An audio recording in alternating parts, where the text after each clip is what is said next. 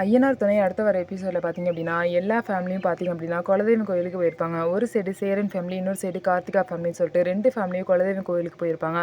அங்கே உள்ள பூசாரிஸ் என்ன சொல்லுவாங்க அப்படின்னா, அதுக்கு அடுத்த நாள் வந்து கெடா வெட்டப்ப அந்த குடும்பத்தில் உள்ள பொம்பளைங்க வந்து பார்த்தீங்க அப்படின்னா பூஜை பண்ணி அந்த குடும்பம் நல்லா இருக்கும்னு சொல்லிட்டு பூஜை பண்ணுவாங்க. அதை வந்து பூஜையை பொம்பளைங்க தான் பண்ணணும்னு சொல்லிடுவாங்க.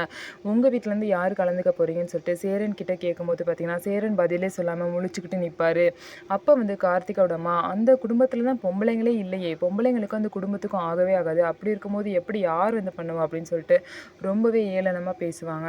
அதுக்கப்புறம் வந்து சேரன் என்ன கேட்பார் அப்படின்னா, ஆம்பளைங்க பண்ணுற மாதிரி பூஜை இருந்தால் சொல்லுங்க அப்படின்னு சொல்லிட்டு கேட்பாங்க. அதுக்கப்புறம் ஏனே நான் இல்லையா, நான் பண்ண மாட்டேனா, நான் அந்த பூஜையை பண்ணுறேன், நான் தான் கண்டிப்பாக என்னோட குடும்பத்துக்காக அந்த பூஜையை நான் பண்ணுவேன்னு சொல்லிட்டு நிலா பார்த்தீங்க அப்படின்னா சொல்கிறாங்க. இதை கேட்டு அந்த குடும்பமே சந்தோஷப்படுறாங்க. நிலா பார்த்தீங்க அப்படின்னா இந்த குடும்பத்தை தன்னோட குடும்பமாக ஏற்றுக்கிட்டு, இந்த குலதெய்வத்தையும் தன்னோட குலதெய்வமாக ஏற்றுக்கிட்டு இவ்வளோ பெரிய பூஜையும் வந்து பண்ண போகிறாங்க. ஸோ இதுக்கப்புறம் என்ன நடக்க போகுதுன்னு சொல்லிட்டு வெயிட் பண்ணி பார்ப்போம். நம்ம வீடியோ உங்களுக்கு பிடிச்சிருந்தா நம்ம வீடியோவை லைக் பண்ணிக்கோங்க. மறக்காமல் நம்மளோட சேனலை சப்ஸ்கிரைப் பண்ணிவிட்டு பாருங்கள்.